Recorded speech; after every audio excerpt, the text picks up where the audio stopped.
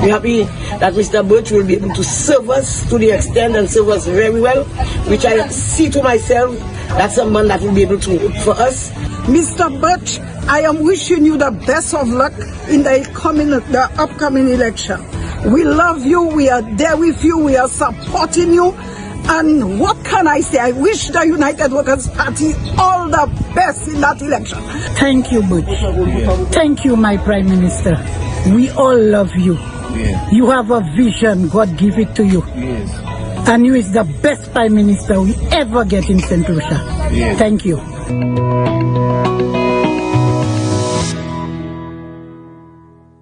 I have every intention to assist in whatever way, in whatever capacity, in wherever I can, for the advancement of the people of Beaufort North.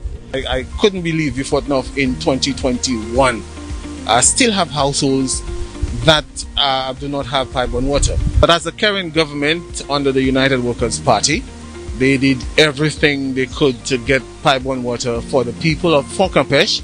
And now that the people of Fonkapesh are enjoying this precious commodity, as we say, water is life, and that is a success story. And kudos to the government, the people of Fonkapesh, and by extension Beaufort North, they are extremely happy.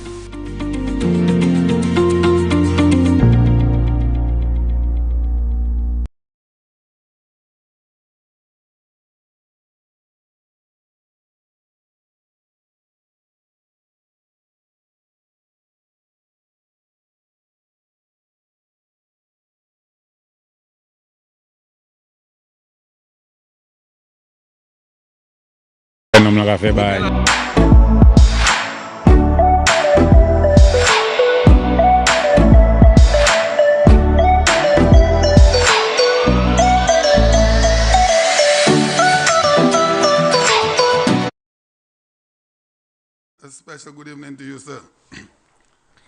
Special good evening to you, Champagne. Yeah, it appears nice. that you are now a radio announcer, because all you're missing is that that logo here. It's nice to be inside Castries Southeast once again, and it's been quite an eventful week. From Monday last week to this week, but I am happy to be here. Yeah. I want to say a very special good night to all the people of Castries Southeast, the people that I love very much in this country. I love St. Lucia, but there is something very special about the people of Castries Southeast, and I love them very much, and they know that. Tonight, I want to say a special good night to Cecilia Rampasad. I know she is a very regular caller to this program. These are my home neighborhood people, people that we grew up together in the community, went to school together, and I am so happy every time I hear her calling the program and giving her contribution. Although she doesn't live in Forestier presently, she lives in Kako, but all her children, all her people are in the community. So I say a special good night to her. Also, Marcella John, better known as Shabin, is a regular listener to Sky FM. You know, Champagne, over the years, before I continue with my greetings, this radio station has made such a difference in the landscape of radio in St. Lucia that it is unbelievable that a station which started less than 2 years ago could have created such an impact in a country that has about more than 20 radio stations as we speak. And I have to big up GVD TV for coming on board with us and doing this live streaming both on television and on Facebook, channel 115, Great Vision Television and Great Vision Design TV. Yes. It's quite remarkable, and the number of people who every day who meets me and tell me I am listening to Sky FM. Yeah. You would almost think that the majority of St. Lucians at some point during the day listens to Sky FM. Yeah. In fact, there are people, it does not change at all. They don't have to change the radio station. No. All they do is put it on and off. That is true. And that is, can you believe that? Yeah. I bought a transistor radio that I have at my home, in my room, that when I get a chance and I can listen to the programs that I do, I try to pay as much attention as possible to what our regular callers, what our listeners, what everyone is saying when it comes to Sky FM and what is going on.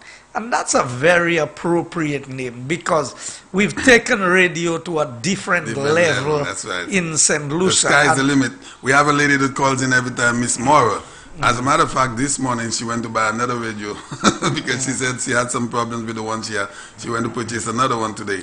But she always said the sky is the limit. She loves that. She loves the name. And I want to say special good night to Miss Gertrude in Old Belle. She was so happy I dropped off a transistor radio for her. And do you know, Champagne, now this station is costing me some money because a lot of the elderly folks are saying, "Mwen pa nan yen pou koute Champagne in the morning." So I bought a few transistor radios that I have distributed in the constituency for various persons. Mr. Roy Motor nou de to ajou, mwen vle do a special good night also à Mr. Harry, Mr. Maurice Jean-Pierre, Mr. Riza in Wavin Poisson. Special good night to all of you. Barry, that's Brother Jean from Forest here. Mwen vle do a special good night also. Also, I want to extend special greetings to my regular listeners overseas. I had a long chat with a lady who lived in my community. She was my neighbor, and she's residing in New York now, but she built her house and it's just next to my house in Forest here. That's Karen. She's now in New York. She resides there, but she has always been interested in her community and never forgotten her community. We went to school together. I want to say special good night to Bage in New York. That's Peter Hermas. These were people that we attended school together, and all of those in Texas, Margarita, Cyprian. I don't want to pass you all by, Beethoven and Helen and all of these people. There are so many people. Some in Boston as well. I remember you always mentioned some in Boston. In Boston we have, in fact, my sister is in Boston. I've never extended greetings to her on the station. She and her husband, they are up there. I have my niece in Boston. She has a couple kids up there. And so her husband, I want to extend very special greetings to them over in Boston tonight. And the regular crew in New York. You know, New York is the base, that's the base of St. Lucians. We have quite a few friends also up in Texas, not in Miami. People who look out for me whenever I'm in the U.S. Special good night to all of you. Now tonight, Champagne, we are staying inside Castries, Southeast, and we are dealing with matters and issues that pertain to the constituency. But before we go there, I want to highlight a few things about COVID. As you know, we are going to Parliament tomorrow, and part of the mandate of Parliament tomorrow is the extension of the state of emergency. And I know we've come under a lot of criticism. You know, politics is a difficult business to be. Yes, it is. When you do things, you get criticized for it. And if you don't do the same things you get criticized for doing, you get criticized for not doing it. That's right. Because hindsight is 20/20. People can look back and say, okay, after it has happened, then you could have done it this way and you could have done it that way. But when you have only one opportunity to make the decision, and if you get it wrong, it's costly. The Labour Party has leveled quite a bit of criticism towards this United Workers' Party for its handling of COVID. But I just want to bring to your attention, because sometimes it's important to do these things. The latest results that I got as of 2nd of May 2021, we had 13 new cases out of 165 samples. We had 30 recoveries, and we are down to 96 active cases. We have 24,426 people who have taken the first dose of their vaccine, and 3,853 who have taken the second dose. Now, the Labour Party is not happy with where this country is with the handling of COVID. That is sad. You would see for sure that when the numbers were in the thousand, they were on the media every day. They were bombarding, they were criticizing, they were talking about how bad the handling, how we boasted too early about the handling of COVID. Look at the situation today. We've been able, and when I say we, not the government alone, the people of St. Lucia, the level of cooperation we got from the people of St. Lucia in observing the protocols, even though some people are negligent and they don't follow, but by and large the majority of people in St. Lucia abide by the protocols. They maintain the social distancing. I mean, they criticize us for reopening school. How many weeks we've had of school? How many major incidents or outbreaks we've had as a result?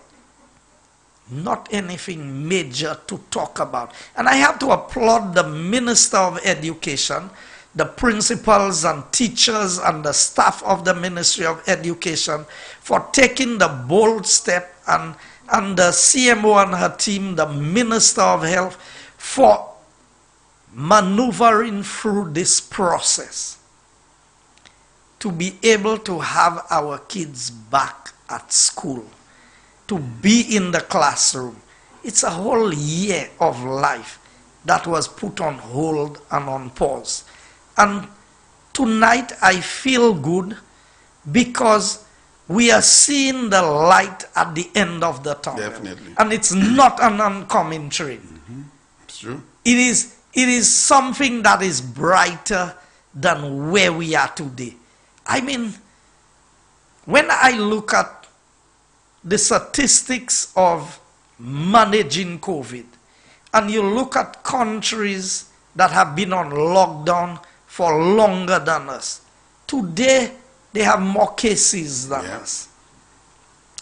And I wish genuinely that the Labour Party wanted what was good for St. Lucia and would be rejoicing today that the numbers are below 100, that St. Lucia is faring reasonably well, while we have lost quite a number of lives. And any life lost for any cause, whether it be cancer, whether it be an accident, whether it be a shooting, whatever the cause of death is, it is always sad. Yes, it is. So, far less when somebody dies from COVID. But for the Labour Party to try and put that blame on government, and today the government is taking steps to mitigate against the further spread of COVID. And every time the government try to make these decisions, and just wait for the sitting of Parliament tomorrow, and you will hear what the Labour Party is concerned about. Their concern is elections, is politics, is this, is that. That is their concern. That's it. That's all. They are not concerned about the well-being, the health, and safety of the people of this country. Because all their actions, and let me bring to your attention, I said it here before, if you know something is wrong, it cannot be wrong for one side and right for the other side. A small group of people in Castries Southeast, in the Badney community to be precise, they always have a walk on Good Friday. They decided that they were going to have this walk, and they called me. They said to me, I didn't know what the plans and the arrangements were. They asked, can you sponsor some water because we are doing a walk? I didn't make inquiries. I didn't go. Because when you begin to question these things, people think it's because you don't want to give them support. You don't. If you ask too many questions, and maybe I should have asked more questions about the arrangements, but I wouldn't think that anybody would organize things. And then the other thing is it's always customary that they do this work, so they always... So, I told them yes, I would sponsor them how many cases of water they needed. And the next thing I saw a flyer of a walk, and I said, what is this about? I called the organizers and I asked them, do you have permission? Have you sought permission from the Ministry of Health, from the police, from whatever? They said, well, every year we always walk. We never had anything like that. So we didn't think it was a problem to do it. I said, no, because of the COVID protocols, you have to make sure that everything is in place to do so. And they gladly canceled the program and did not go ahead with it. But prior to that happening, every Labour Party operative was up in arms. Guy, Kaplan walk, Guy ka fait this, Guy ka fait that. Esi pa have, ki manye lani loi pou yon set, ek la pan loi pou lot set. So they knew that it was wrong to have a walk. The same people, and yes, they said, but I want St. Lucians to remember, the only reason why there were no protocols in place when the Labour Party had their march, because they continue to say, we got permission. Yes, they got permission because they boycott Parliament to make sure that the legislation did not go through Parliament. They used the Senate to boycott the process so that the law could not be in place so that they could proceed and have their march. And I want people in St. Lucia, right-thinking St. Lucians, I want you to analyze the information that I am giving here. The government came to Parliament to extend the state of emergency. There was the sitting of the lower house, and the upper house was supposed to meet the following day to be able to allow the legislation to go through its stages so that the documents could be in place. So by the weekend, the protocols or the state of emergency could have been extended. What did the Labour Party do? The senators did not show up. For some magical, or I don't know how to describe it, both independent senators ended up sick on the same day. Same day. Is that coincidence? That's what they called it. They said it was a coincidence. Okay. And then the Senate could not meet. So when the Labour Party come and they say they did not break no law, that is true. They did not break a law. But they deliberately boycotted the Parliament sitting so that the law would not be in place. So because their march was more important than the health and well-being of the people. Now I always tell people, there's a God who knows the motive. Man may judge your actions and they don't know your motive. So your action may be good while your motive is bad. And your action may be bad while the motive, what you are intending to do, was something good. That is how God judges us. More on our motive. So the Labour Party knows, they knew their motive for boycotting the parliament to facilitate a match. And it really did not matter to them how many people could get COVID as a result, how many people would die, how much it would cost the country to manage this process. That did not matter. All they wanted was a match. Yeah. And they had their match. Well, now you will not say it because you have not said it here, but I will say it. As a result of that match, we had an uprise. We had a scale of dozens and dozens of people being affected with coronavirus. I believe that the match was a contributor. It was. To the spread it did of contribute. COVID. It did contribute. Now, a lot of people are afraid to say that, but I'm not afraid to say Now, let's go to the event. So, I started about my walk. They criticized, they said everything. They said, guy plan walk. I know the law. I know what. They tried to show that I was having cricket on Good Friday. Yeah. They know for 2 years we've not had cricket. But so be it. That's the lies of Labour Party. That's all they can do. The motorcade in Mikud. So they knew that a couple dozen people could not go and walk in my constituency. And you could walk 6 feet apart. You could walk with your immediate family. You could spread out, and I've done many walks in St. Lucia, Champagne. I've walked from Castries to Dennery. I've done that walk twice with my church. I have walked across St. Lucia. I've crossed the rainforest twice. I've climbed Gopiton twice. I've walked to every trail and river in up to Las Osier and Piton Floor back to Denny Riviere in Dennery.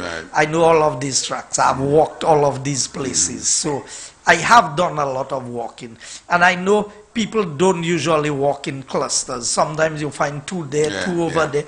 You find all kinds of configurations in a walk. But they criticize that.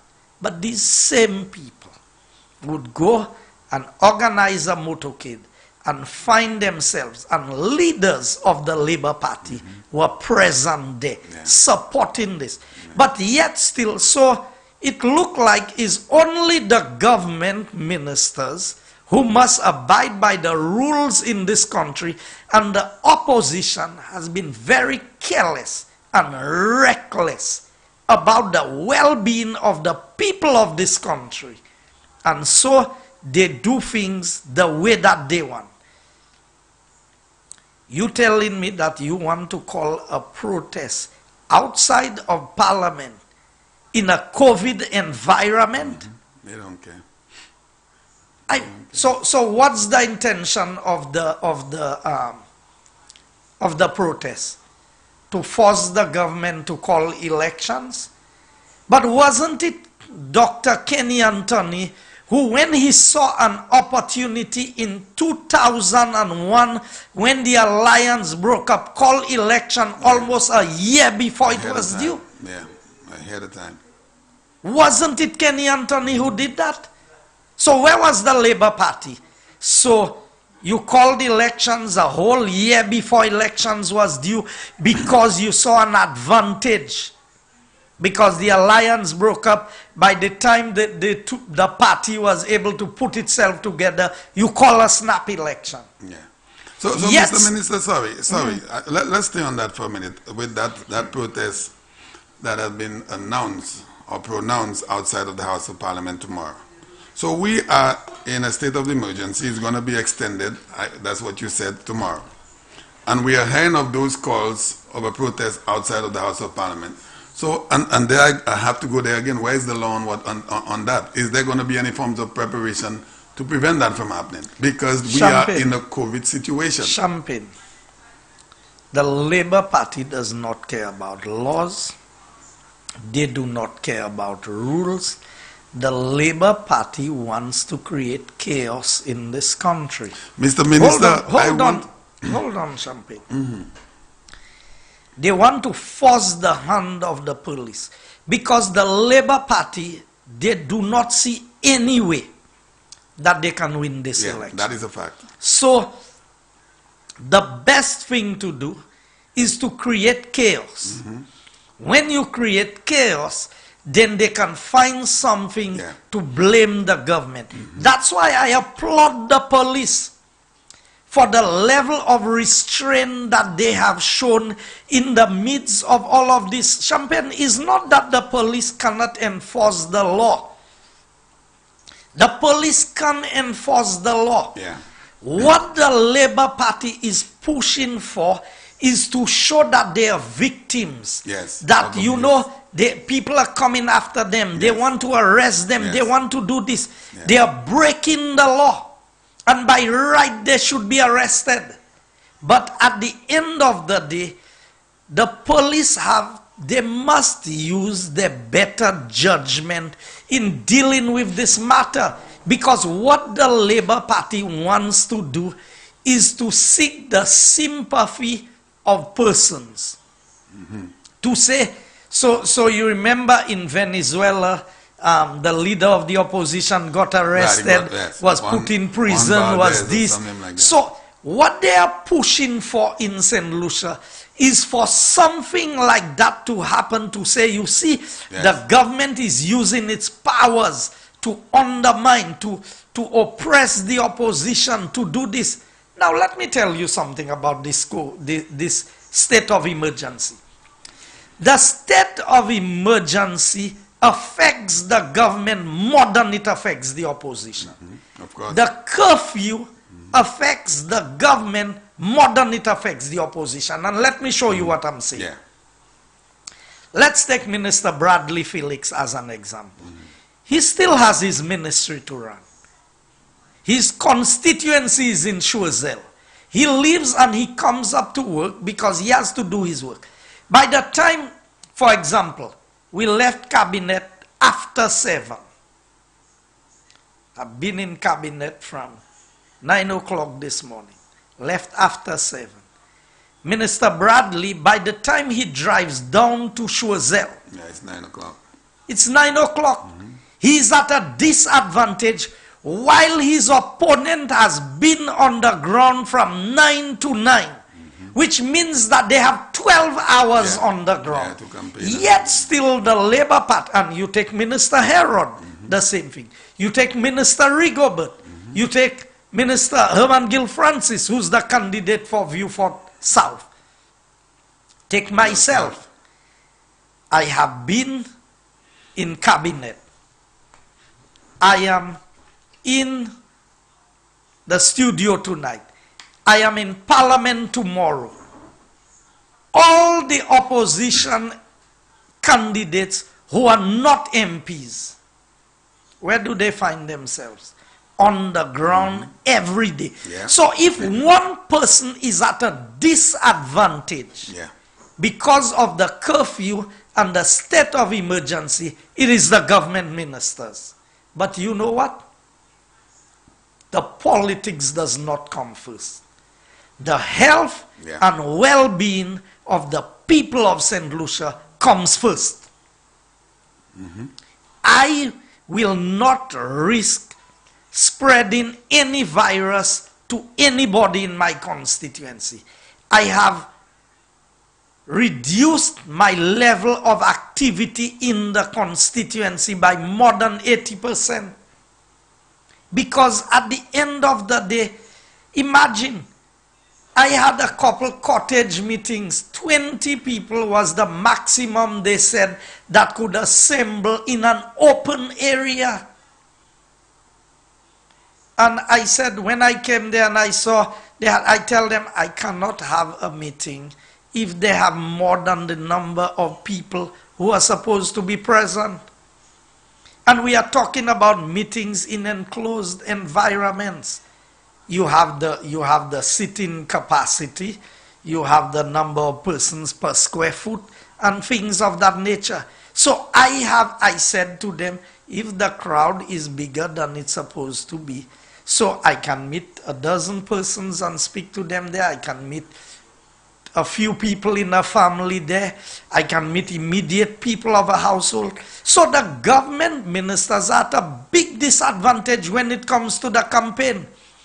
So the Labour Party cannot come and make the people of St. Lucia believe that the government is doing something to prevent the opposition from campaigning. The opposition is on the ground from morning till evening. You know, while we are in the ministries, we have to run the affairs of the country. We have to do what we must do to keep the economy going, to keep the country operational. You are at a disadvantage all the time. So, Labour Party is not the one at a disadvantage. So don't come and try to make people believe that we put in state of emergency and state of emergency gives us an advantage. What advantage does state of emergency give us? Yeah. The Labour Party could never have bigger crowds than us in a rally. They know that. So, exactly. So if you're going to have rallies, that means Flabo are not going to have rallies as well? Both parties are at a disadvantage when it comes to campaigning. But one would ask the question, Mr. Minister, it has been happening, it is customary that the Labour Party has always displayed that type of behavior. It has been happening for the generations. One would ask the question, why has it not stopped? Especially when the Flabo government is in power. And we asked that question last Monday. But that is the nature of the Labour Party. And nothing is put in place to stop that, Mr. Minister? Remember, I said on the program, and I said it in Parliament, I said St. Lucia deserves a better opposition than this present Labour Party. And the manifestations of what has been happening with the candidates and the persons that are attracted to the Labour Party is evident that St. Lucia needs something better than what Labour Party is offering us. I don't think this party is even fit for opposition, far less for government. I don't see any quality, any input, any output from them that makes them fit for opposition. What have they done? Boycott Parliament. Today you have forgive. How many years ago did the Governor General have a problem with the Labour Party? Have they forgiven him? That's 41 years. Have they forgiven him? No. Every time he comes in, they walk out of Parliament. But they go to the Governor General house and drink wine and eat finger foods. At the cocktail reception, they are present. But in the House of Parliament, they walk out. And they make the people believe that they have such a big problem with the Governor General. 34 years later. So, long time. So, here's what I'm saying to you, Champagne. When I say these men are not even fit to be in opposition, they don't give a fair day's work for a fair day's pay. Half of the time they walk out of Parliament. They walk out of the house.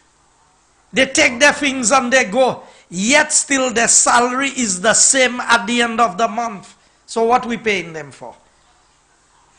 Yeah, but we need to look at the seriousness of this thing, Mr. Minister, because I pay attention to the international news, and I just see in India, for the last 2 weeks, the numbers in India is something that no one would ever expect. As a matter of fact, India was one of the manufacturers of the vaccine, and today they don't even have vaccines for their own people. 400,000 COVID-19 cases a day. Sometimes 6,000, 13,000 people dying. The crematoriums have rejected people. You saw the news. I saw it. So I'm saying all this to say trees in parks are being cut to be able to bonfires, to have bonfires to burn up the loved ones' bodies. The remains, yes. Okay, so what are we doing when we have those kinds of crowds? Is it a fact that we don't have COVID in St. Lucia then? We might have to ask that question. So that is the point I am making. And this election is not going to be about emotions and feelings, and that's my party, and that's who I've always supported. This is an election that calls for all of us to put on our thinking Thinking caps, caps, yes. to analyze the information that is before us, and to make sound decisions and judgments, not based on the hype and just the emotion and all of these things. The evidence is staring us right in the eye, and that's why I said to you, you look at the performance of the Labour Party in opposition. We already know that they are failure in government. Right. The track record, zero growth, want to cut public servant salaries, unemployment skyrocketing, the economy declining. No investors, nothing. Every aspect of their governance has been a failure. So we're not talking about them being in government. Right. We're talking about them in opposition. And I'm saying to you, they are not even fit to occupy the seat of opposition. I agree. Because look at what they do. And if you go to Hansard, you'll see. The 6 of them speak more than the 11 of us. Yet still they're saying, every time we stand up to speak, you all don't want us to speak. Everybody, everyone has 1 hour to speak on any bill in the parliament. No matter what we say. But you see, Labour Party like to play things, play on sympathy, try and get people to be in their corner, always crying as if they are a victim, when they are the ones who are victimizing the people of St. Lucia every time they are in government. And I'm telling you, when you have a party that cannot govern and is not fit for opposition, Yeah, you have a problem. you have a major issue with them. Yes, you do. And that's why I said you need a new Labour Party. And Rick has spoken quite a bit about that and what the late George Odlum said about new Labour. Well, this present Labour is worse than the new Labour that George Odlum spoke about back in the day. So that should tell us where things are at and where it's going. And I said to St. Lucians, you ever hear Flabo saying, this is our country, No. we want our country, let's take back our country? We allow them Every to time rule for 5 Flabo years. is in opposition, Flabo sits and waits for the 5 years. That's right. Think of it, Champagne. Between 2011 and 2016, what was Flabo doing? Getting its house in order. Doing. Yeah. Labour campaign for the 5 years they were in opposition between 2006 to 2011. Yeah. And spent 2011 to 2016 campaigning Again. rather than running the affairs of the country. Yeah. Just spending all the money that was left there. And then you come back now, and for the last 5 years, you've been campaigning. Then again, they thought UWP was not ready. So what did they do?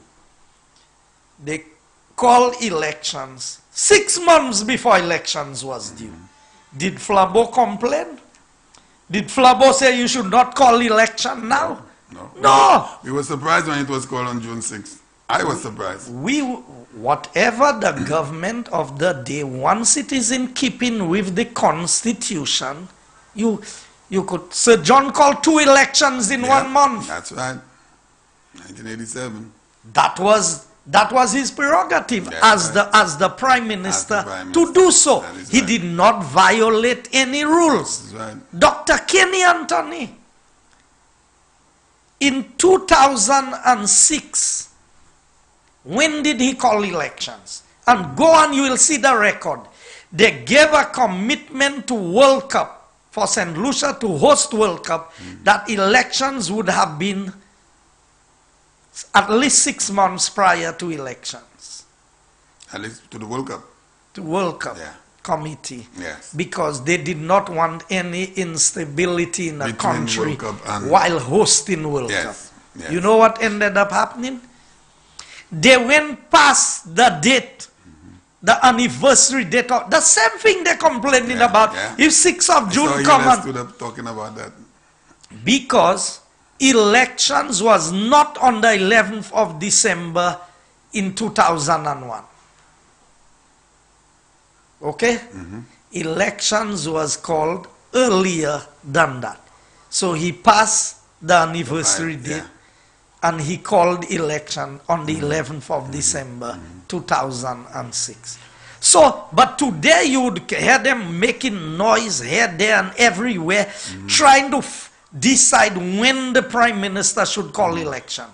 The Prime Minister under the Constitution is the one who has the authority to name the date for the elections. Dr. Anthony was so hasty in calling elections. What did he do? He said he miscalculated the days. And that is how nomination ended on being on a Saturday. Because he said when he calculated and whatever. But we know that was untrue though. We all know that was untrue. That was to affect you. I know exactly what it was for. Yeah. But did UWP do anything? I had a choice. Go and get nominated or get out of the country so that I could be nominated in absentia. Right. You understand? So the Labour Party, and that is the problem that I have with this St. Lucia Labour Party. They are a party of bullies. And because Flabos have been passive over the years, Flabos don't make a big fuss. They don't make noise. That's why I love this party. Champagne. There are more than 3,000 voters in Castries Southeast who vote for me, who have never come to my constituency office. You don't even know who they're voting for. They don't get involved in the politics. They know on election day, it is their civic duty to go out and vote, and they vote for their party. And I applaud these people. They don't come and look for contract. They don't come and look for a job. All they want us to do sometimes, fix the roads, make sure there's water in the pipe, run the affairs of the country properly so that they can make a living for themselves and their families. And I applaud every such supporter of the United Workers' Party throughout the length and breadth of St. Lucia, because when you see 10% of Flambos don't come out. No. More than 90% of people who are Flambos, they stay home, they tell you, c'est pas des ordres là, c'est pas dit, c'est pas that, c'est tikwa. Ek jou election, yo sav ko yo kame tikwa. That is the important thing. And that's why I want to tell people, do not be distracted by what the Labour Party is saying there. We're talking about representation. Champagne, I was elected to work on behalf of the people of Castries Southeast. And I want to tell them I will open the lines earlier tonight. Every night I promising them that they tell me they want to be able to call, they not get in the lines. The lines are always busy. I will open the lines early. So it's 12 minutes to 9. It's 12 yes. minutes to 9. So but by about 9. We do that, so I want to do... no, by about 9. So 9 o'clock? Yeah. Okay. So what I wanted to say is that what the Labour Party, you said this thing about is my turn to be Prime Minister and this and that. It's like a bingo. They don't have turn in this thing. No. It's either you can do it or you cannot do it. Right. And if you cannot be faithful over little things, you cannot be ruler over many things. That's a principle of life. That's right. So, when we look at the upcoming election, whenever the Prime Minister decides to call the election, because he cannot be in breach of the Constitution. And the Constitution was written in a manner to give us the leverage to give any sitting Prime Minister. Dr. Anthony had 16-1 and 14-3, which gave him the right to amend the Constitution any way he wanted. That's right. And he could have put a fixed date for election. Right. He could have. Why he didn't put a fixed date? They didn't do it. Because if he had a fixed date, he would not have been able to call an early election in 2001. And most likely, if election had gone the extra year, he would have lost the election. Well, that you could have said that was smart on his part, in a sense. In a sense, you could say that was smart on his part. But Hold on, if he had put a fixed date for elections, he would not have been able to call elections 6 months before the due date to try and get the United Workers' Party off guard.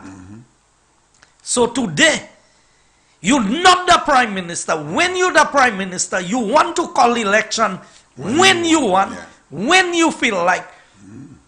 Today, you want to dictate to the Prime Minister when he should call election. Now, that's what the Labour Party don't like about me. Because they cannot bully me into doing or saying what they want. I will take them on head on. I will deal with them accordingly. And they know the laws. They know what the Constitution says. How long they said they were going to take the party to court for not having a deputy speaker? Oh yeah, from the first sitting. Look, the 5 years is coming up. Where is the case? Because they knew that they had no grounds on which to do that. But you know what?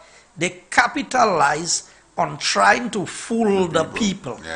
And like it is said, you can fool some of the people some of the times, but you cannot fool all the people all of the times. Mr. Minister, explain that because they keep pushing that elections must be called by June 6. Now, I know what the Constitution says. I would like for you to explain to the people one more time that what the Constitution says about the election. So two things happen. You have to prorogue Parliament, where Parliament ceases to exist as a Parliament, where your term ends. So we will know what the actual thing is in relation to when the time comes. So, elections was called on the 6th of June. But your parliamentary term begins at the first sitting of Parliament, which was July 12th. That is when the 5-year term of Parliament begins. So now that the Parliament began on the 12th of July, so when the 12th of July comes, we are no longer parliamentarians. That's right. Because our 5-year term ends as parliamentarians. So if the Prime Minister does not call election by then Parliament is prorogued. But the Prime Minister remains because he has that liberty under the Constitution. And then, in the case of extraordinary circumstances, or as may be fit based on the existing situation, the Prime Minister can extend a 90-day.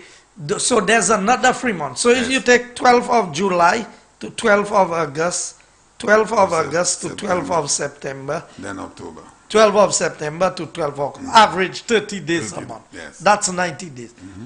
So once the Prime Minister calls elections by the 12th of October, he's not in breach of the Constitution. And that is the law. And Labour Party can jump, they can fly, they can do whatever they want. That is the law. So I don't know why Labour Party wants to make this big fuss about things. You care about the health and well-being of the people, and you're more concerned about elections than about the management of COVID. And anybody believe that Labour Party can do a better job in managing COVID than this government has done? The guys had 3 marches during COVID and a motorcade 2 weeks ago. What is the track record of performance? Because it's not just COVID you have to deal with. You have to deal with the economy. And when they were there and there were no challenges, they could not pay public servants. They came to cut public servant salaries. Despite a year of COVID, this government has met every payroll. We paid every debt that was due to be paid. We've managed the economy. We've not defaulted on a single payment. That needs the bell. As a government. That's right. What this Prime Minister has done is nothing short of a miracle in managing the economy. But you see, when you know what you are about, when you know what you are doing, this is not guesswork in the river, on the banks, Yes. on the banks, in the river. Remember, That's how, that that's how Labour Party runs government. Yeah.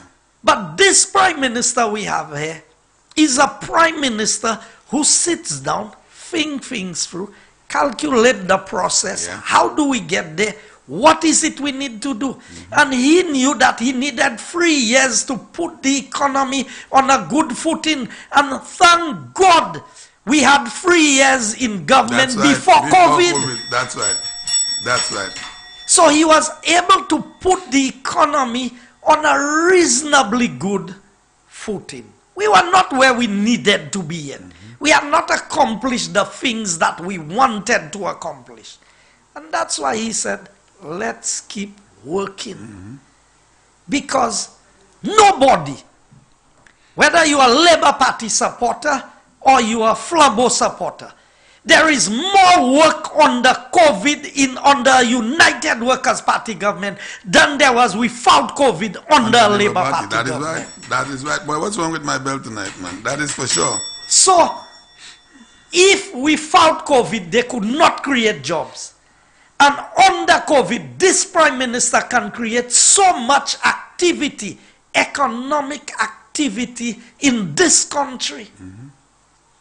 I mean, who would be mad enough to change a government at this point in time?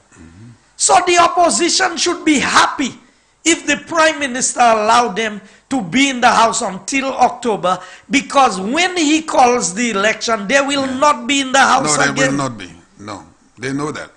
They know that. So I don't know all this grandstanding that they're doing. Yeah. And that's why I told them, it is better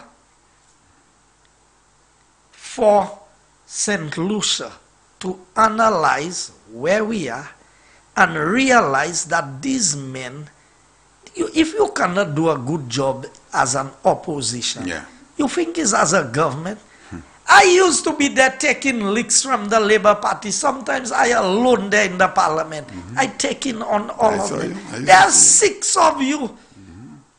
You know, and then y'all boast about how many years y'all have been in parliament, and y'all making a mess. I mean, you standing to adjourn a sitting of parliament, not realizing that after 25 years in parliament, you should know the standing orders like the back of your hand. Yeah, well, we all know Philip JPI is not in tune with what's happening, and we know that. I mean, coming and talk about Biden and Trump and things, and getting all your information mixed up. You don't know if he's left or if he's right. We know this man is not in tune with what's happening in the world. We know that for a fact. I mean, who is writing speeches for this man? Can you imagine? Can you just imagine this man going and represent us at the UN? And I mean, are we serious in this country? I was going to say something, but leave it alone. I mean, you mix in every time. Every time Philip JPS speaks, it's not just his feet he putting in his mouth. You know? He puts everything in his mouth. Lousy speeches, I mean, things that make no sense. Facts, what's supposed to be factual is so far from reality that you have to wonder, what is this man talking about? Take a simple example. Water in Pave. So you as the average, or lights in Pave, or it's really petty stuff. To stand in the House of Parliament and say, ask 2 girls that work in the bank, Barclays Bank. Barclays Bank is not, is out of St. Lucia for over 20 years.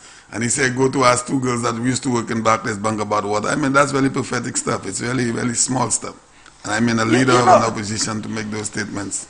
So let me just touch two things on my constituency, and then we'll open the lines. So I wanted to touch briefly on the damage of the roads in the Badlil, and I have to applaud Minister King and the Ministry of Infrastructure for the quick response. And let me just clarify to people. They said, oh, why is guy that was in the Badlil? Let me tell them, this is my constituency. My constituency, the houses in the Badlil vote in Castries Southeast. So Tamazo is the boundary between Castries Southeast.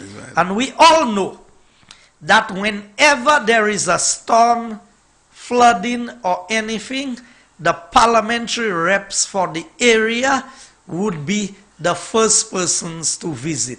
If it's in Dennery, Minister Estefan. If it's in Miku, Minister Gill.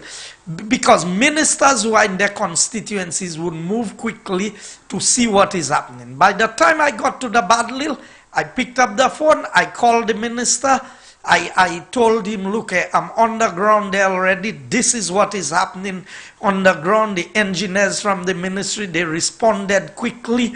They had to make some quick decisions, because then again, it has a major impact on the economy, but more so life and safety. That was of paramount importance. That is the focus of this government. It's not just about one side. You have to look at all angles. And everybody knows me. It's not today when it rains that I go into my constituency. Even when I was in opposition, after the Christmas Eve trough, when Dr. Anthony and Philip JPF passed me in the Crownlands area and did not even acknowledge me as the parliamentary rep for the area. But Mr. Minister, what is wrong with a minister being in another constituency if there's a disaster? Isn't there a cabinet of ministers? So you're saying to me Minister Bradley could not be in the Badlil. What is wrong with the minister being there? No, but I mean, what is wrong about that? More so, Champagne, I'm the Minister for Transport. Exactly. Everybody is calling the Department of Transport. The schools, workers, because they want to know, how do we access? What do we do? Right. So there I am coordinating with the people from the ministry. Are we going to close the road? What announcements need to be made? Where do we divert the traffic to? What is it? Because you see, prior to this stint in government, it used to be Minister of Infrastructure and Transport. Right. But transport is on a separate level. So there's a lot of collaboration that must still take place between myself as Minister of Transport and the Department of Infrastructure. And we always have that coordination. Okay. I speak to the PS of Infrastructure on a very regular basis. Because even for road markings and all of these things, the level of coordination is required.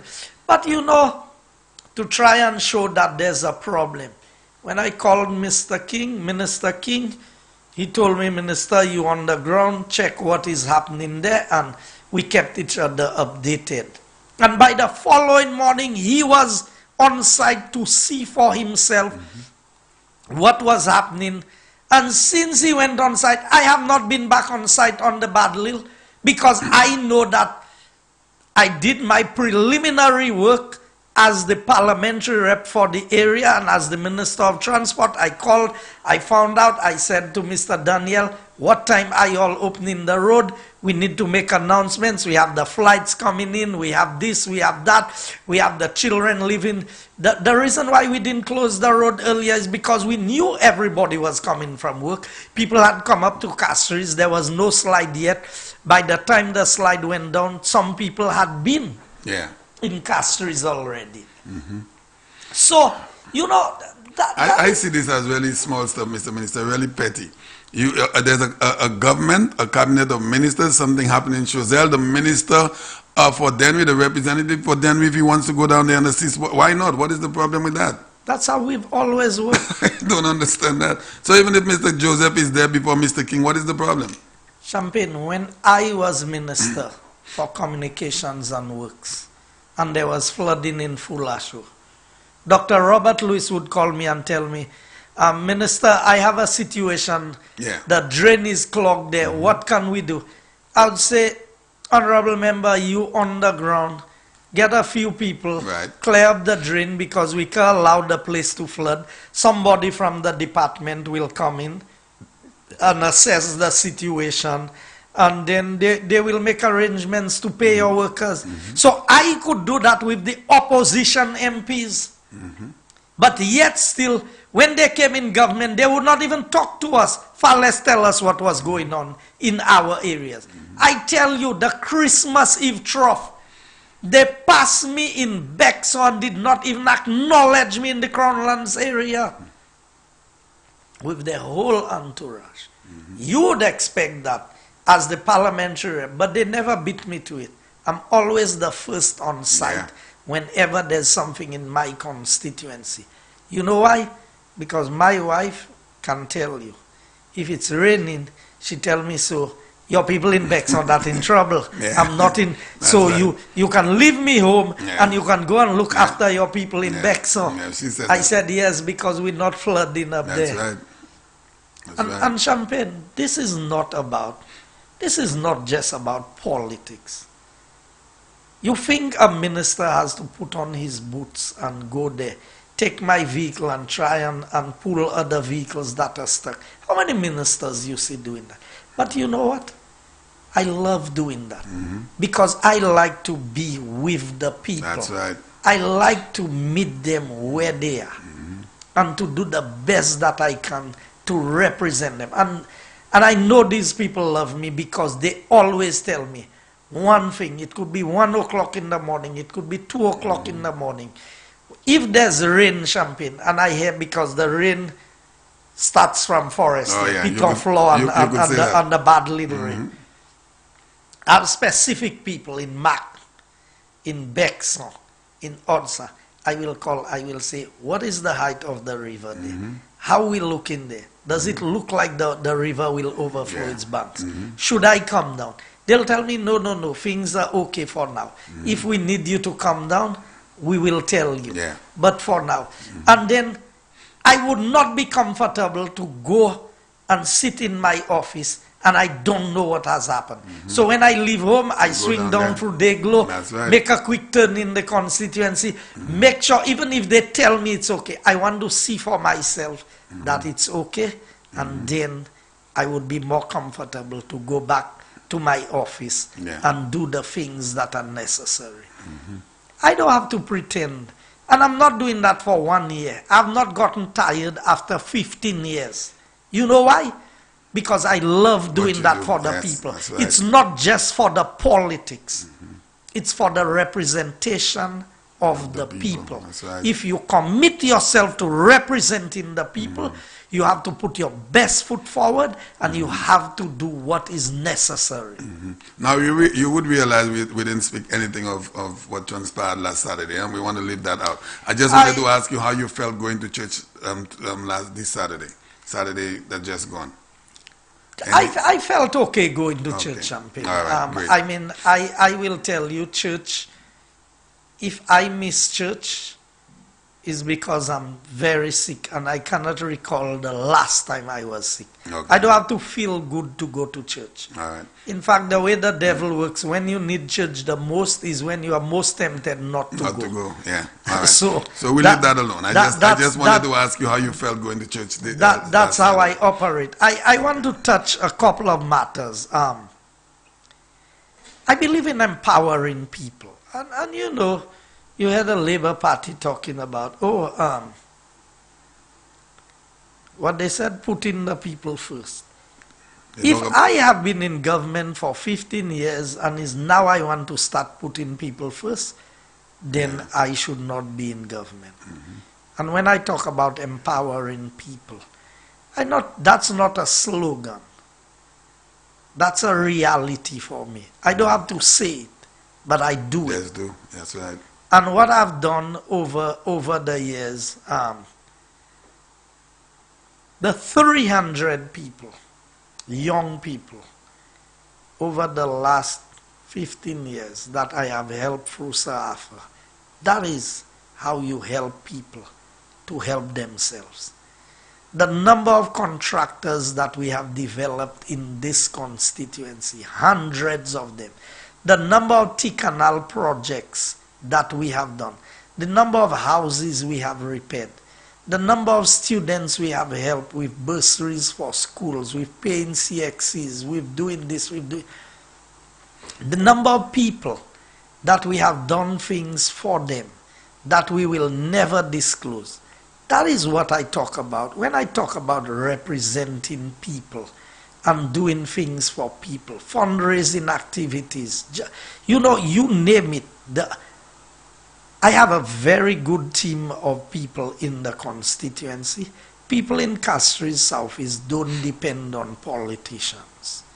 You can trust me on that. That's why I see some of my colleagues' constituencies and I tell them, boy, it would be hard for me to represent your constituency. Because people have a very high level of independence in Castries Southeast.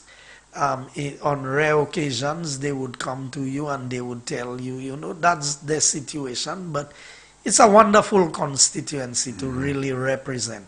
And I've said to them, the Labour Party have not been honest with the people of Castries Southeast, because the Labour Party made a decision to cut the constituency in two and never informed the people of the constituency. And up to now, I am asking them, declare your hand. If you were to win the election, what would you do? Would you still split the constituency? They owe the people of Castries Southeast that explanation.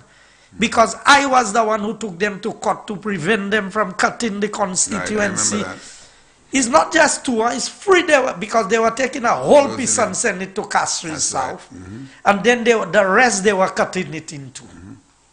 Now, I was talking about what you do for the people.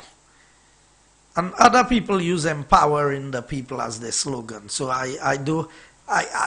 it just dawned on me, and I want to use this word sparingly. Because any word that Labour Party used, they destroyed. You remember jobs, jobs, jobs? You remember better days? Anything they touch, transparency and accountability, every time Labour Party touches something, they destroy it.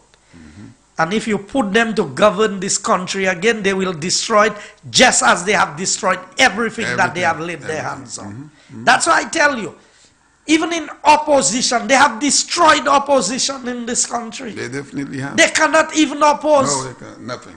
Nothing. I mean, you know, what is wrong with these people? You know, I heard these guys mention, they talk a lot about youth economy.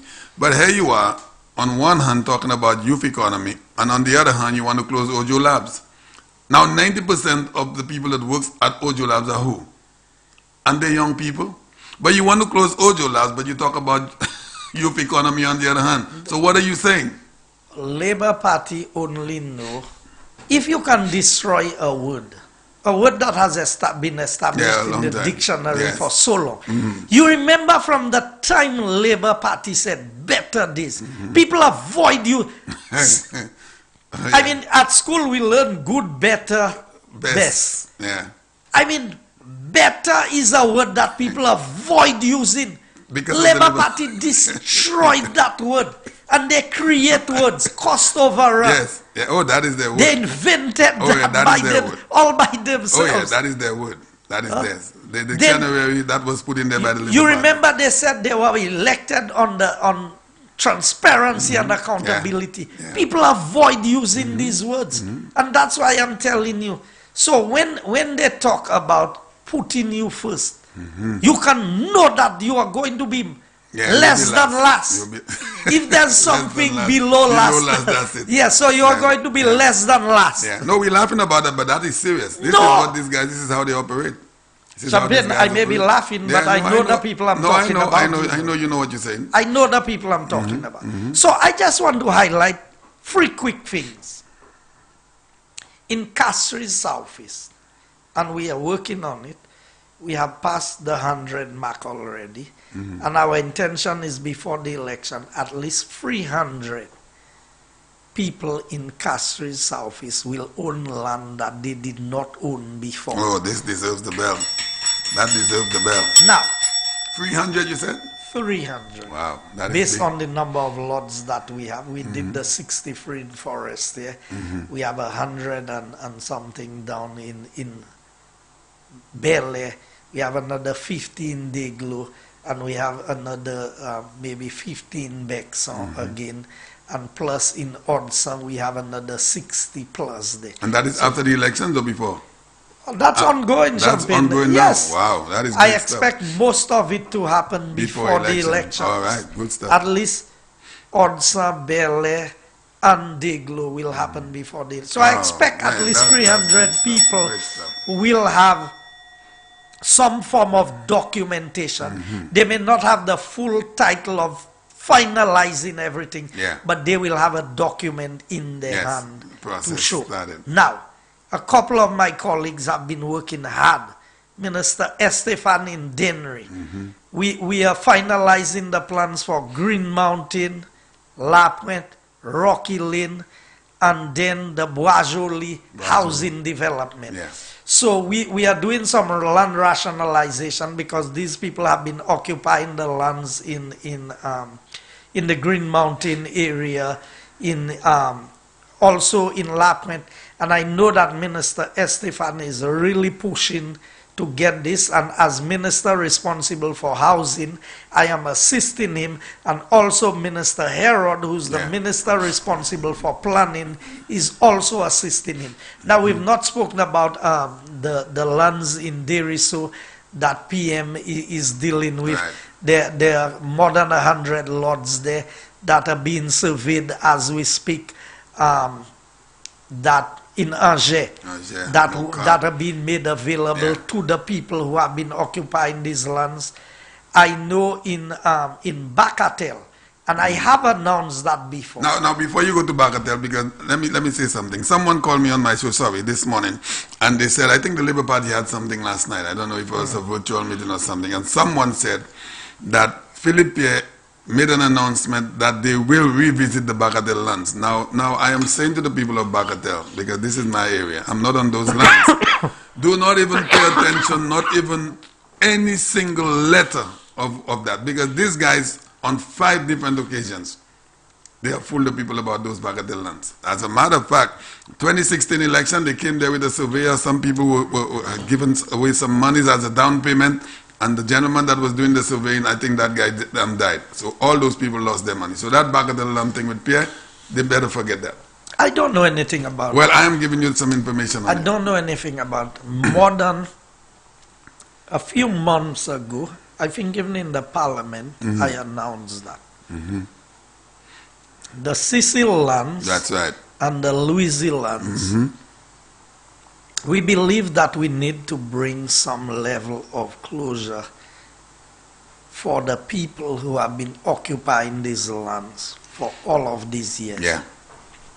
When you do not own land, it limits your ability to develop yourself. And so they can talk, we can work. That's right. That's the difference. And if you know when Flambeau tell you they will do something, we get it done. We get it done. That's right.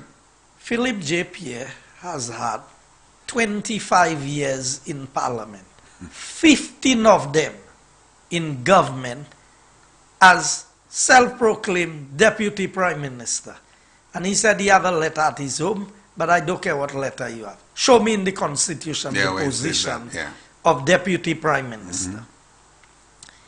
If you could not do it at that point in time. So because you had their discussions with Miss Belrose, because she's our candidate on the ground, she has gone around, she has spoken to the people, and the people said to her, this is a matter that we have been promised time and again and has not been resolved. Decades. And I give the people the assurance that under this United Workers' Party government, the matter is being addressed. We're not waiting for elections, you know. The process with the Ministry of Planning has already started to get this moving. That's right. Because this is not rocket science to come up with what we need to do there. So I want to assure the people, Minister Bradley has done quite a bit in terms of housing in his area. I know that in Gill's constituency, there's some lands that are going to be developed for housing. I know part of the Vantin lands and that is being resolved. The lands in Prale, I know that they were at the final stages of making sure that people get title to their lands. We have promised the people of Olean that we will give them title to some of the lands that have been occupied in this area. And I'm being very clear, the lands that belong to government that has been occupied, that is being worked on as we speak there. Yeah. So as you look at it, Minister Dominic in his constituency, there are a couple housing projects going. So if you look at throughout the length and breadth, then between Minister King, well, you saw Talvan. Yeah. Have you gone to Talvan lately? I mean, I'm in love with that project there. In Babono's constituency. In Grozile, we've completed the one at Boadoas, and there are other developments taking place. Then in Minister King's constituency, boundary between Spider and Minister King and Minister Ezekiel, the Shocklands. All of that. So when you look at it, there is practically hardly any constituency that is left out of the equation. We are doing quite a bit. And also in the opposition constituencies, in Larishus, in Vieux-Fort, in Opica. So we are doing things in Lacroix, in Labrie. We are doing the rationalization with Proud. A POM in Auger and these areas. So they cannot say that we are discriminating against constituencies. We are working Vieux-Fort North, Vieux-Fort South, Labrie, Dennery North. In Castries South, we've done a few lots on the Proud, but that is for people who are already occupying these lands. So there's hardly a place in St. Lucia that we have not tackled in terms of housing. And that is what we are talking about. So and in Castries East, look at what we are doing. And all of a sudden, Honorable Pierre realized that because Ms. Belrose told the people, you all have not had good representation, vote for me and I will make sure that I get the things done. And even before, she has not won the city yet. And note my words, she has not won the city yet. But works are already in progress. And I suspect that may be what the opposition knows. That is why they're trying to say they will do it. Yeah. But if you always I will. Yeah, but come to think of it, someone lives in the Bacadel area. I want the people of Bacadel. So let's open the line, Champagne. I did promise the people. Yeah, but after 25 years. So we're giving you 40 minutes of calls. Only 40? 25 years. And you could never even get the people to have their lands. And you're saying to them, wait for another 5 years. That's 30. Come on. We have a call coming in. Sanusi, our numbers are always 4560931 or 4850931 is our numbers. Hello, good evening. Good evening, Champion. How are you? I'm doing good, sir. How about you? Good evening. How are you doing? Great. Not too bad. Good evening, Minister Guy. How are you? Good evening. I'm doing well. Yeah. I just want to highlight the fact that Dr. Anthony, the opposition, seem to have a history of calling elections early because whenever they call it on time, they lose. In 2001, they call it 6 months before. In 2011, they called it, well, it was called by Mr. King on time. 2006, they call it on time, they lose. In 2016, they call it 6 months before. So it is constantly happening that they are calling elections early. and they try to make it snap election. So it's a foregone conclusion that they have a history of calling it early whenever they are in power. No, 6 months Kola, early. I believe they call it early when they see an advantage.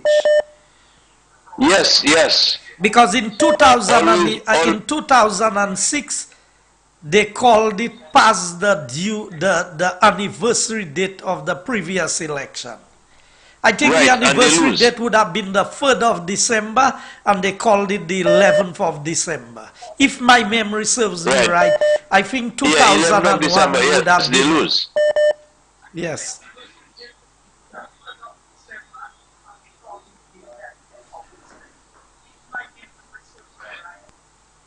Are you there, caller?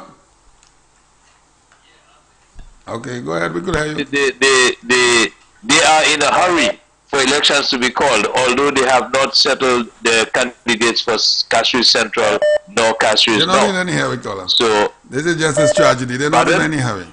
Pay no attention to But that. they're not ready. They're not ready. They're not You in cannot any hurry. even fill in a slate of 17 candidates in and any you saying call elections, They're call not in any hurry. elections. We all know what that is. They're not in any hurry. there right now because they know that there are more projects to come on stream, and they are all muddled up. They have no clue whether they're coming or going. By the way, I wanted to mention that Sean Edwards last night on the program, I think they had a virtual program. He vehement. Go ahead, caller. I could I help. think if the tape can be retrieved, that where they actually said that, and play it out to the public, because it's What did they say? yeah. He vehemently denied the fact that they ever said they would close the Ojo Labs. Caller, all of You us know, know what the other transpired. We all saw it, we all heard it. And now they're trying to push youth economy. So on one hand, they want to close down Ojo Labs, and on the other hand, they want to have some form of youth economy. All the young people down there that work at Ojo Labs are young. Everybody down there, almost everyone are young people. Now, Minister Guy just mentioned youth empowerment. I rather suspect that they will change their youth economy to youth empowerment, because right now he's stuck. Mr. Pierre is stuck. He cannot define youth economy. He has a lot of difficulty trying to define youth economy. So I rather suspect that he would adopt Police's youth empowerment for Denry North. And so I think Sarah should put out a paper on youth empowerment, because she has the right perspective right now when she talk about youth empowerment in the Denry North area. Yeah. So she should put out a paper. Okay? All right, caller. Thanks a lot. Thank you. Have a good Thank you night. very much, caller. All right, beautiful. Hello, good evening. Hello. Hello. Good evening, yes, hello. Good evening. We could hear you. Go ahead. Can I go ahead? Sure. Yes, you can. Good night, Minister. And Good night. Champagne. Champagne, Hello. I am a St. Lucian. Yes. I'm a national. And I am very, very disturbed about the state of our country in the way we have become so disobedient, so resistant to the law, simply because we are in an election time, and that we are total disregard to the health of our nation. COVID-19 is a worldwide pandemic. We have seen the effects worldwide. Whether we want to say it is, we want to delude ourselves and say it is not real, that the authorities are lying. The fact is that it has affected all countries and all races. It is just, we cannot just say only black people died from the pandemic, or only Indians, or only Chinese. Every race have succumbed to this pandemic. So if today, I need the minister to answer this question for me.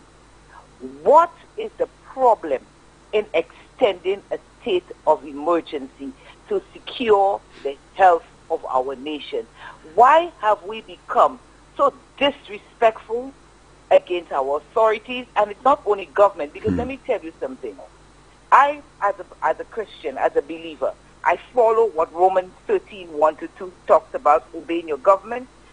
I follow what 1 Peter says about Section 2:13 about being under the authority, and what Titus 3:1 says about government. I'm well versed in understanding that when a government is there, it is placed by God, unless the government have guns and an army and take over the rule and the leadership of a country. Caller, if I may come in just momentarily, not so much to interrupt you, but simply to say the only time that a believer is permitted to disobey the law of a country is if that law is contrary to the law of God.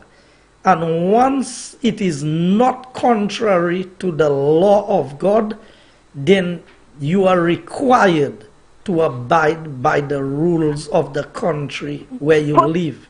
Precisely so, Minister. That is where I was coming, because it is said that if we don't, because God places government there, whether we like it or not, we may think we go into the poll and vote, but God is in charge. And when a government is there, it is our responsibility to obey whether we like them or we don't. We obey and wait until the next election comes and see what God does. When we go and vote, if that's what once we vote according to our conscience, and if we are praying people, we vote according to what we think and what we believe. But God, knowing ultimately that God is in charge, and the onus is on us to obey, because if we don't, there is a punishment to follow.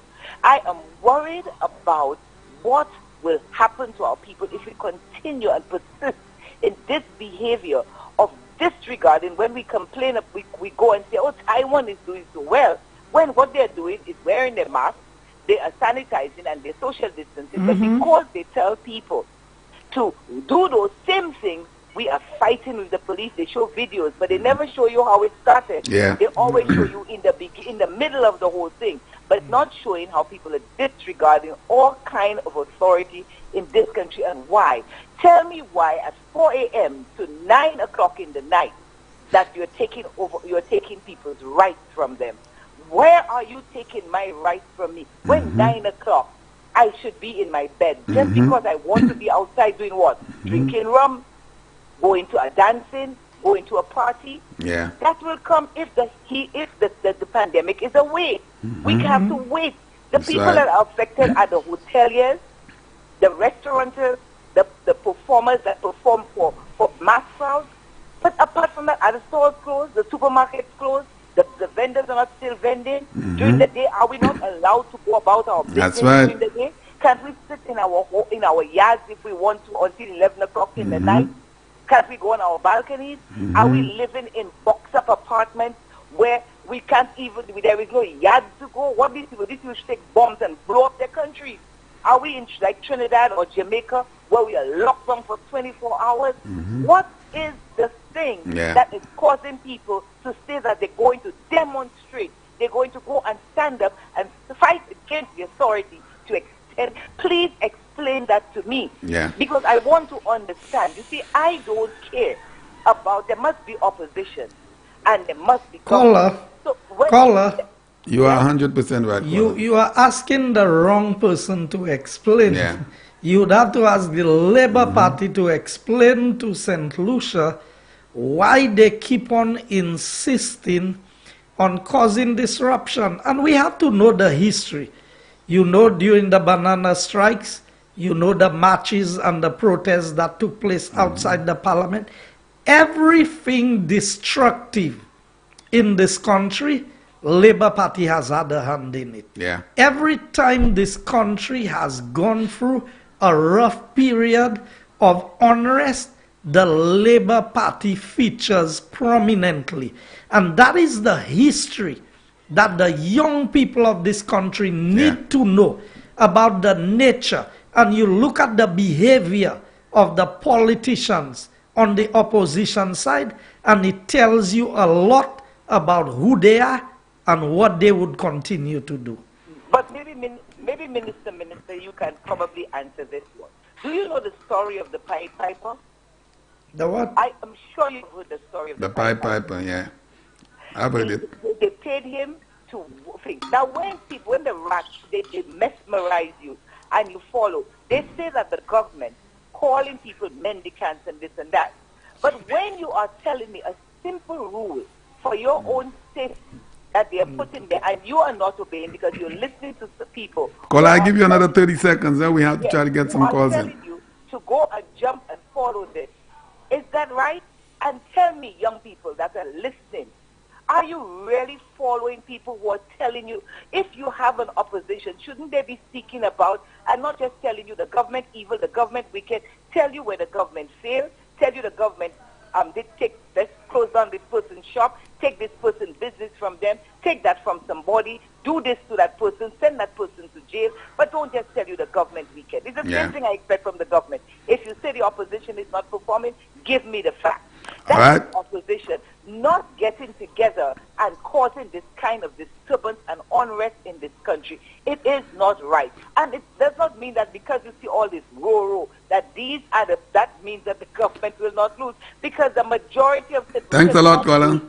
All right. Okay? Thank you, darling. All right. Have a good evening. Thanks a lot. Hello, good evening. Hello? Hello, good evening. Okay, so we lost this one. Hello, good evening. Hello? I can hear you. Go ahead. Good night. Good evening. Good evening. I'm not Good evening, champion. Good evening. Great talk, great information. Honorable, this is Zilta from your constituency. Okay. Zilta. Yes. Tirosha. From your constituency. Yes. Okay. I just want to say to you that you just keep doing the good job that you do. So far that we're proud. I'm proud of you. Just continue to keep your head up. Thank you very much. All right. Thanks a lot, Colin. And get in touch with me, please. All right. I will beautiful. do that. And Champagne, when I get calls from my constituency, I'm always very happy because I know they struggle to get the lines a lot. And these little words of encouragement means a lot because it means that you are doing what you are required to do for your people. Hello. Hello, good evening. Go ahead. Hi, good evening, Champagne and Good evening. Minister Guy Joseph, my favorite minister. I just called to say good night. I admire you. Thank you very much. All right, that's good stuff. Thank you. All right, you're welcome. Have a good evening. Hello, good evening. Hello? Good evening. Hi, good evening, my minister. Good evening. Good evening. Minister Guy Joseph, how are you? I am doing well enough. Thank you so much for the job you do for me. In Castries, well done. Oh, okay. But I got disappointed from some labor supporters. They came and they blocked the straight and they ripped off the pegs. Right? And I am not happy about it. Well, I am listening to you. I'm hanging up and I'm listening to you. Okay, I'm very sorry to hear that, All but right. I saw a video of the drain with Jess dug there, and I was very happy to see how well the water flowed in that drain and that it did not affect the people in the area. Yeah. All right. Thanks for holding. Good evening. Good night, Kathleen. Good night, darling. How are you? I'm good. Good night to my favorite minister. Good night. A long time I have not heard that voice. I give you all the chance. Okay. Your radio, George Cooper, turn it down a little bit, please. How that happened to me? I don't know. Okay. Sister Minister, Yes, rain has fallen. I know that. And we're coming into the hurricane season early, Champagne said. 24 days in advance. For me. Yeah. But we have a good man in the area that's going to come and look after you. I've spoken to him already about your situation. So I am hoping that we can do something there. Oh. Okay, George Cooper? I haven't seen him in the area, but I know him very well. And I told them that is the first seat in the 6 seats that the Labour Party is losing is Didn't know Castries South. That is a fact. First seat. Okay. From Okay, the George Cooper. opposition coming to the United Workers All right, Party. darling. So, Mr. Castries Minister, South. Yes. when he come by me, when I see him on the road, I could tell him I am the one you referring to. Yes, and I will come with him. Yeah. All right, George Cooper, have a good night. Same to you. All right, Good bye-bye. night. Great, have a good one. Hello, good evening. Hello? Champagne, you need to take some calls from the other Call, I phone, could hear you, go because ahead. A lot of my people calling Hello? from that phone. Hello, good evening. Good evening, honorable guy. Good evening. You are the guide of the party. Yeah, Oh, what that's a show, what a show, what a show. Thank you. Thank you very much.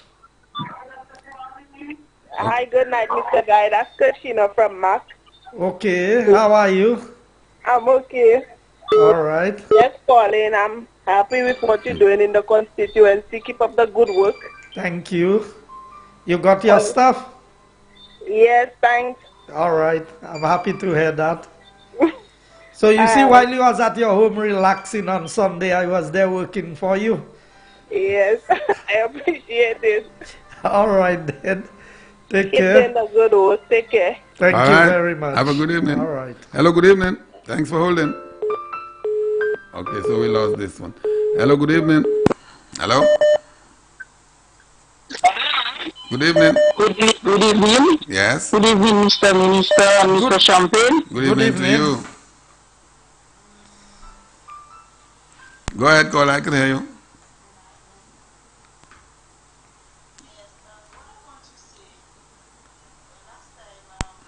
You all had a debate in the house.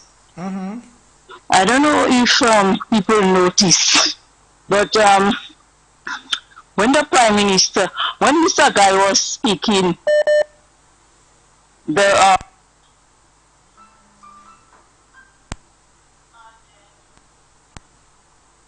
when Mr. Guy finished, then the Prime Minister was speaking. And then he was talking about the tax Mr. Philip J. said he's going to take out on the the maths and the English for the student. Mm-hmm. And then the Prime Minister brought up like saying, if you can take out, how you'll be able to pick up revenue or something like that if you have to take out all them tax and whatever. Mm-hmm. And you know, Mr. Philip J. started to laugh. He was there by himself, and then Sean came in. That before Sean walked in, you know, he started to laugh because he know that he cannot do it. Mm-hmm. And everybody have to see them people are jokers. They are a piece of jokers, and that's what they are. Yeah. They're just trying to fool people, but they cannot fool the people all the time. Mm-hmm.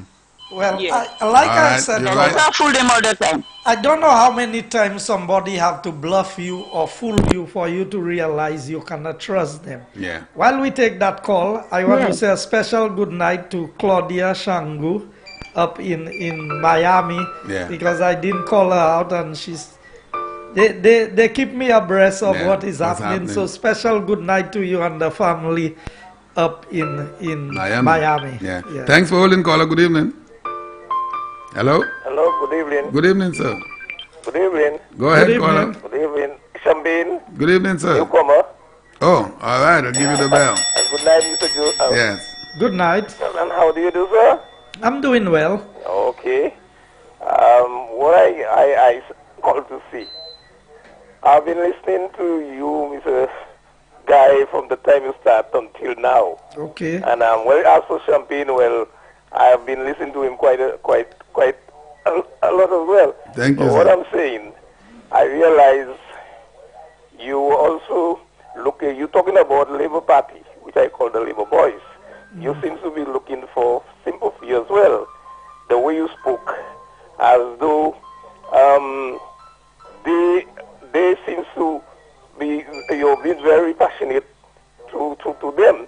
But then you have to bear in mind, when I really study these guys, they have the climax. You know what I mean when I say talk about climax. I mean, they have run. All the films are gone, and they tend not able to do anything to have people to understand. So they have to do magic. Well, caller, you remember I said, "Sila pli apa ple bom la se passe when gikai play." Yeah, that's how I see it. Okay. So it's these guys. As far as I'm looking at it, they behave more like the days of when young children. There are certain children when they cannot cope with the classmate, they distract them. They distract them, and this is exactly how I see these guys are doing. Yes. I mean, telling me the amount of look at the last time I heard Mr. Shastney, old Shastney, were actually teaching the leader, telling him how we should go about his constituency. Making developments, but he didn't take heed of that. All he's doing is right now is to distract. And as you say, looking for sympathy. They don't know how to make good things happen, caller. They're just a bunch of talkers. They're not doers. They're not workers. They don't know how to do it. Caller, look at it. They've and, been. Mr. Joseph, I heard you said something a while ago when you're talking about landowners. I heard you talk about the legacy. From what area you spoke? You spoke about? In the Bakatel area. The Bakatel? Yes. Oh, okay. I thought it was in the Deriso. No. The Deriso area is the Angel lands. Yes. And that's government lands. So we are rationalizing it, surveying, and the people who have been occupying, they will be given the land at special rates. So. Yeah, man. You see, you have to understand when people have reached the climax, they cannot go any further. That's right, They must go about doing things which is out of way. Out of touch. And this is how I see it. Yeah. And as for this labor thing, I have had my peace with them. When I have to think of the days when I applied, Labour Party was in power, and I applied for something which was very, very important to me. Today, if I was not patient enough to wait until when UWP got into power, I applied for something, not that I was looking for favor, something that had to be sent to cabinet. Telling me whatever they did, they accept my application. But when I do get there, after calling me, what was the answer? Whatever that they give in me, this is the policy of the government, and I must accept it. And what I had to do is just say thanks and walk away. This lady, I think she's right now the person who is in charge of CMO. Yeah. Yeah. All right, caller. Yeah. Okay, all right, anyway, beautiful. Thanks. You have a good night. I'll get to you, Champina, next time. Anytime. All right, and sir. I'll prepare for it. Thanks a lot. All right, beautiful. All right. Mr. Minister, we have 12 minutes to 10. So we're going up to 11 or 10:30? 10. 10 o'clock, that's 12 minutes. Our parliament tomorrow. Oh, yeah, that is right. So 10 o'clock is the cutoff point. Hello, good evening. Hello. Caller, don't listen to the radio or your device. Just talk to us. Hello, good evening. Hi, good evening, Minister Guy and Champagne. Good evening Good to evening. you. Good evening. I just wanted to say, well, Honorable Guy, yes. I'm going to talk a little bit. I don't want to sway from your program. However, I know Winfresh is a little in between your constituency. So I am one of the former staff members that are pleading for our little money. The Winfresh staff, we are very unhappy because we have not gotten paid. You guys are team workers. So make something happen for us. I am almost, well, not, I am certain that the Minister of Agriculture has been doing quite a bit of work with Invest St. Lucia. We had a little bit of a challenge getting the board and everything organized. But caller, I want to assure you that this government is very committed to the agricultural sector, not just by word of mouth. It is unfortunate where Windfresh found itself. And I am sure in due course, we will be able to give all of the required information. Because we are still in a lot of the negotiating stages, you cannot go and disclose everything. But I know measures are being put in place to pay the farmers because some farmers are still owed. And I am sure that they will look at the issue of the staff, because I have people from my constituency who are connected, who work with Windfresh also. So I am aware of some of the challenges that the staff face. All right, caller? Okay, thank you. All right, thanks a lot. Have a good evening. Hello, good evening. Good evening to you, Champagne. Good evening to you, Mr. Minister. Hello, good evening. It's nice to see you in good spirit. Thank God for that. When you have Him, He will carry all your burdens.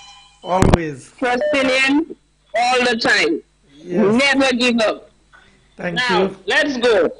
All the road that was happening, I think they were just trying to deter the public from realizing that Bexar didn't get flooded in all that rain.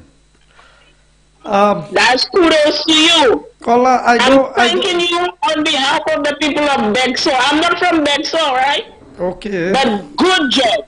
Thank I you. saw Denry flooded. I saw the bridge at how do you call it? The road at, right. It went down, and I said, thank God for Guy Joseph. Finally, Bexar people slept well. So, caller, okay? I don't want to say too much about that, you know, because the devil has a way of turning things around when you think you're making headway. But for now, thank God for that. I thank God very much that we've the last two heavy rains where we've had flooding, that Bexar, Mac and Odsa has not been impacted. And like I said, I'm very happy that this is the outcome, but we can only mitigate against the flooding. We cannot stop the flooding. That's all. But you did well. Thank God for that. You did well. Yes, thank you. And another thing I want to say, the last time I heard some Labour Party people saying about the IMF is about to come to St. Lucia and the IMF is about to come to St. Lucia, I would let them know that if the IMF reached to the doors of St. Lucia, it is if we elect the St. Lucia Labour Party in St. Lucia, that's when they are going to be visited with the IMF, because then they will not be able to do what this government is doing, which is working and paying off their bills. The track record is that they cannot work the economy to pay off their bills. They're talking about IMF to get some votes, and the IMF will knock on our door if we elect these lazy boys into government. Because imagine under COVID, we are working, our bills are being paid. And when these people come there, these people will not be able to help St. Lucia. They already said that they cannot borrow, they cannot do this, they cannot do that, they will stop project here. Caller, just since you touch on that, just permit me a minute to come in there. They said the IMF might come to St. Lucia, but the IMF came to St. Lucia under the Labour Party. I want St. Lucians to understand that. It was, what did Kenny Anthony say? The IMF told them, and the World Bank, because the World Bank and the IMF are two of the entities that work together. They told them that the expenditure is too high they need to go and cut public servant salaries by 10%. Who said that? Who they said that to? So they're talking about the IMF may come on the IMF came on the Labour Party. The IMF has not come to St. Lucia even in the midst of COVID for the last 5 years. And I said that before. Where is the same IMF who had told Kenny Anthony to cut public servant salaries by 10%? Why haven't they told Prime Minister Alan Chasney, you need to cut down public servant salaries by X percentage? Good point. Well said. All right, caller. Are you there? Hello? Hello? You have somebody saying hello? Yeah, I know. Hello? Hello? Good Hello? evening. Yes, good evening. Go ahead, caller. Go ahead. I'm doing Yeah. good. Yeah, Mr. I think you have to. Yeah, I Hold must on, comment. I was simple. Good evening. Yeah, I must. Hello? Hi, good evening. Go ahead, I could hear you, caller. All right. Let me ask you, Champion. During the COVID, you had your own difficulty because you're a taxi driver, right? Well, I'm not a taxi driver. I work at the airport as a sky camp. Okay. Yeah. All right. So you had difficulty. Yes. Right? I couldn't make I'm any a money. Right. I'm a hotel worker, I had difficulty. My boyfriend is a bus driver, he had difficulty. Yeah. It affected all of us. Okay? Mr. Minister, how much of a pay cut did you and your government take?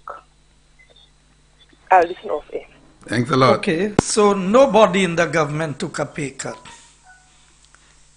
But I can tell you, our money that was owed to us, that the Labour Party took us to court for, we had to take it in bonds. So all the money that was owed to us, apart from the first payment that we received, that it was given to us in bonds. So it is not one person who can take a pay cut. We proposed it and nobody in the public service was willing to go in that direction. Okay. I hope that answers the caller's question. All right. So, and I also want to say to the caller, while we did not take a pay cut, we have been paying a lot of the money that we earn, that we work for, in supporting people. I can tell you how many light bills I help pay, how many people I buy a tank of. That's not for me to come and broadcast on radio and TV. Yes. But to make a call here and to make it look like we have some kind of privilege that other persons do not have.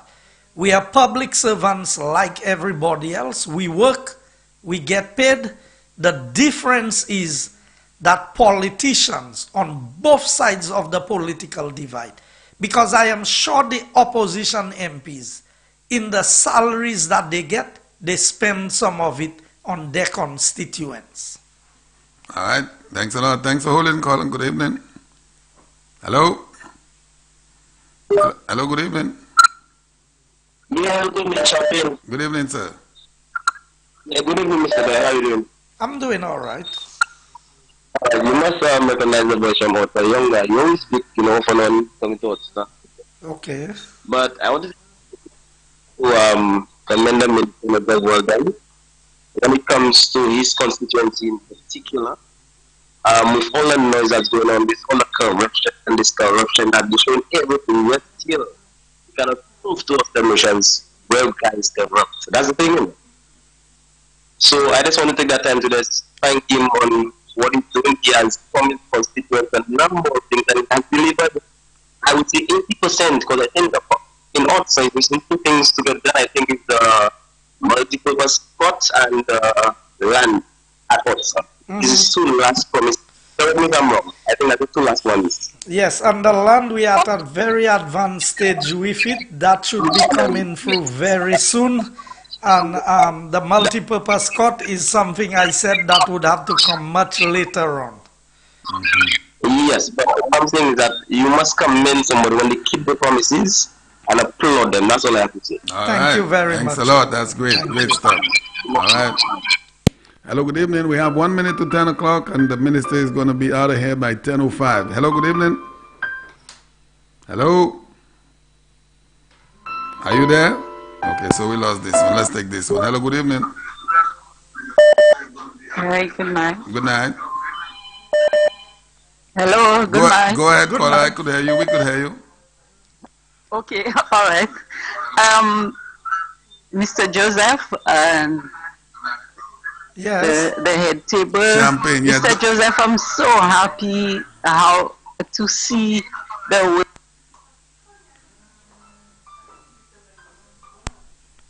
Hello? Mr.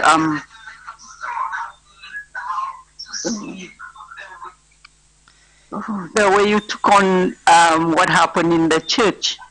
And I know it's only somebody in your caliber who can do that.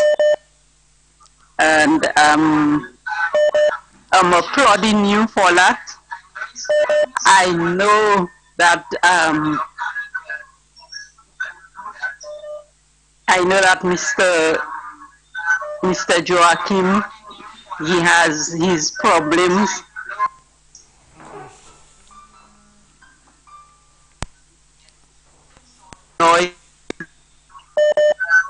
And there are different ways people do things, there are different ways people take problems, and maybe he was taking it that way, he wanted to take it in that way, but you did not retaliate.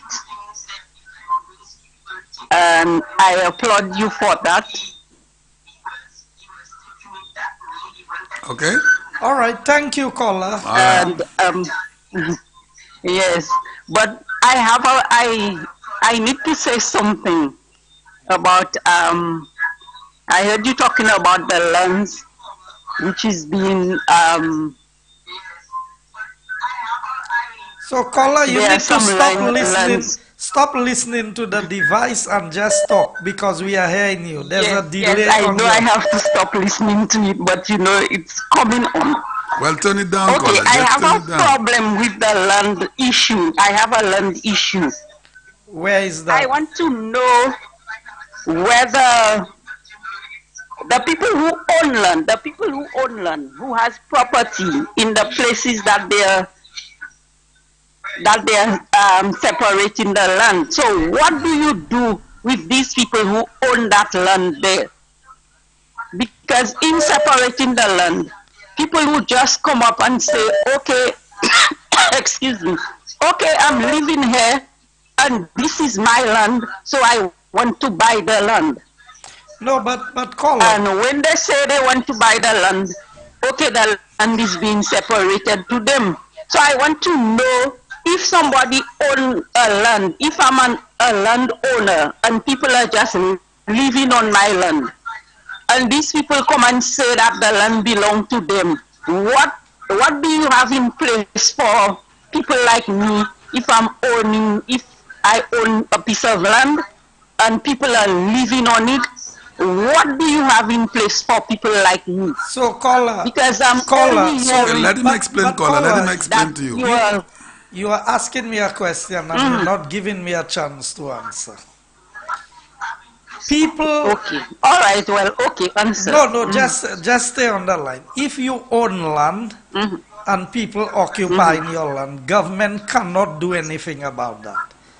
That is a matter that you have to deal with a lawyer or with the persons occupying your land. Because when government cannot come and interfere in people's private property unless they have acquired the property. So if you have land, or your family has land, or anybody, and other people are occupying the land, that is a private arrangement that government cannot get involved in. Okay, caller, you got that? Okay, that's a okay. But what is happening, if you own your land, if I own my land, I have seen that people are coming in and saying that the land belongs to them. and people come and measure and do whatever they want on the land and say, okay. Caller, the minister is saying you need to go down with your land papers, your documents, and take it to an attorney. Take it to a lawyer, caller. The government will not be able to assist you in that regard. You need to go to a lawyer with that. Okay? Because you are telling me that if you own your land, how can other people come and say that's their land? It is happening. It is happening. It is happening. And I want something to be done about it. I want something to be done about it. It is happening. You are not listening. I am saying to you, no surveyor can come and survey your land without your permission. If a surveyor comes on your land to survey your land, he has to serve notice. If your land is boundarying with somebody, they must give you notice that they are coming to survey that land. Far less to come and survey your own land without your permission. No surveyor in St. They Lucia. send a notice. They would send a notice. When you go to them, they come, they bring the notice. When you go to them, you tell them, well, that land belongs to you. They still go ahead and do it. Caller, is not they still go ahead and survey the land. Caller, it's not a so many people say land is theirs and land is not theirs. If you have your paper to show, this is, I have 5 acres of land there, this is my name and this is my peg. Nobody else can come and survey your land without your permission. So something in what you're telling me there is not adding up. All right, caller, so maybe tomorrow you want to call up your attorney, okay? Have a good night. All right, Mr. Minister, we have 6 minutes past 10. You want to take this last one or you going to do this final call? All right, caller, good evening. You're going to be our final caller tonight. Hello? Hello? Good evening. Oh, I'm just reminding you, Mr. Joseph, when you're win, right? That's how I have to say it. I've already put this up already, that you fought, at least for the meantime, right? Because presently that we have a serious traffic congestion in Beaufort, especially by the roundabout on both sides. You have traffic, how you have traffic congestion in Beaufort? Yeah, I believe the lights are contributing to it and also the pedestrian. But you don't think it's because there's a lot of economic activity in Beaufort than they ever had before why you have traffic? Of course, but I believe something can be done about the traffic. What I'm asking for, right, for the meantime, that I've said it before, that you create a bypass, right, to create this traffic congestion by the fire station. I've said it before. So you know the plans that we have for Beaufort is that the road is no longer going to come through that route, but it's coming along the airport fence to come straight by where that bank is there, to come almost to the junction of Clark Street. Oh, from the airport? Yes, from the airport, because remember, with the Sandy Beach development that we are looking at, there's not going to be any traffic. There are no buildings coming on the beach side, but the lands to the back of the concrete road is going to be developed. And that's why I said, under a UWP government, in the next 5 years, Beaufort, the Sandy Beach area, will rival Rodney Bay when it comes to a hangout spot with restaurants, with mini hotels, with development. Beaufort is going to be the place to be. And don't talk for if we are able to get that phase of the road, which is at a very advanced stage, with a Canadian company, where you're going to build that road from Bossejou to Dennery. Okay. And if you can make Beaufort to Grosile a 40 minutes drive or a 35 minutes drive, you know that now going to Castries is, going to Beaufort will be like going to Grosile from Castries. So I believe that, and that's what, caller, if you can just hold on for a second. I want people to understand, we are not just talking. This government has a plan. This Prime Minister has a vision for this country. A vision that has transformed Soufrière in less than 5 years. A development plan that is transforming Ancillary. We have seen what is happening in Dennery Village, in Mikud, and now we are seeing Vieux-Fort and Choiseul. Just now, Vieux-Fort, Choiseul, and Labrie will almost be like one continuous strip of development. And I've told them, for my constituency, cul-de-sac is going to be a town. We're not going to be a village. Cul-de-sac will skip the village part and become a town. What I'm saying is that we have never seen that level of progress and development in St. Lucia in such a short time frame as we have seen under this UWP government led by Prime Minister Alan Chasney. And that should give all St. Lucians hope of a much brighter future for St. Lucia.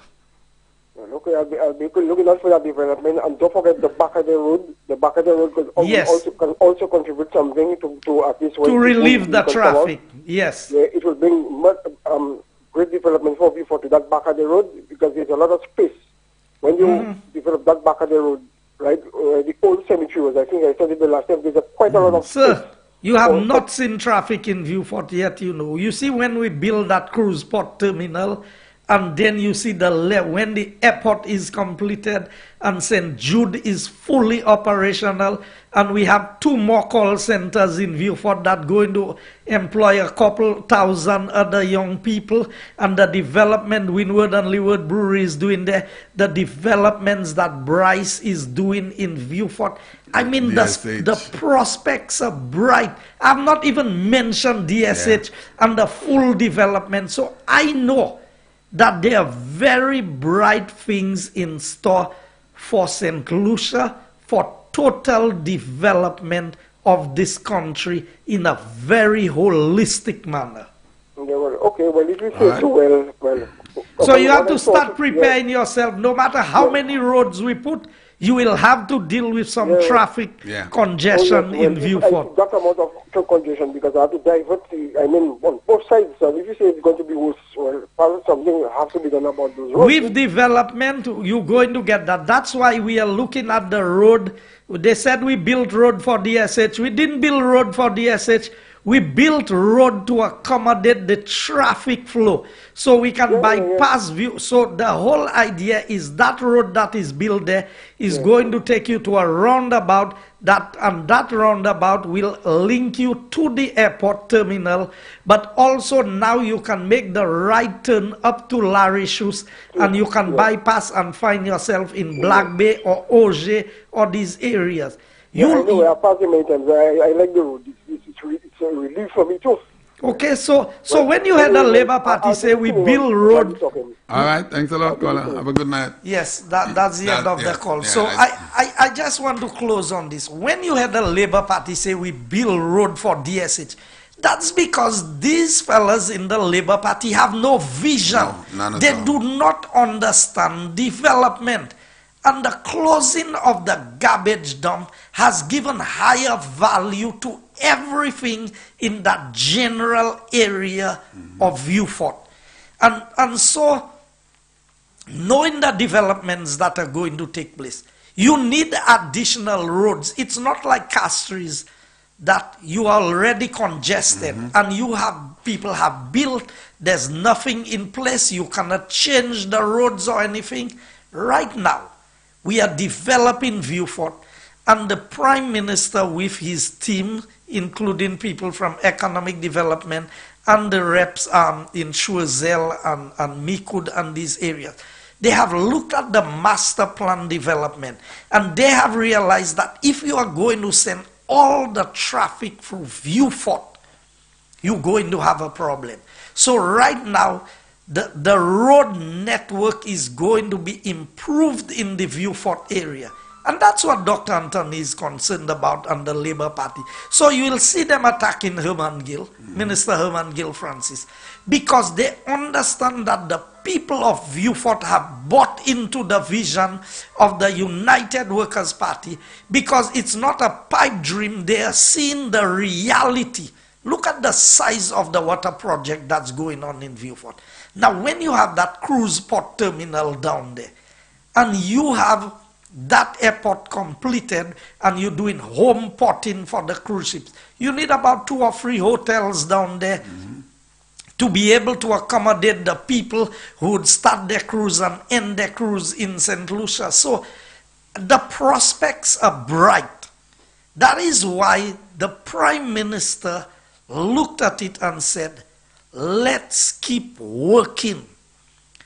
And why would it be let's keep working? Because the evidence of our work is there already. So we are not saying we will do this or we will do that. We are saying we will continue because you have seen St. Jude. You have seen the commencement of DSH with the horse racing track. You have seen the commencement of the airport. You have seen the road works that are going on. You have seen the improvement to the sporting facilities. You have seen the improvements to footpaths, drainage, retaining walls throughout the length and breadth of St. Lucia. You have seen the improvements in school buildings. You have seen the general repairs and new school plans being established. You have seen new health centers being built, hospitals, a hospital coming for Soufre, housing projects, the hospital in the major polyclinic in Dennery, the improvements in Grosile. I mean, I can just from the top of my head just tell you projects that we have done just during this term that will amount to more than what the Labour Party has done for the last 15 years that they've been in government. I mean, I want the people of St. Lucia to understand that if you want to gamble with your future and you want to put it in the hands of a set of men who are not even fit to be in opposition, far less to be in government.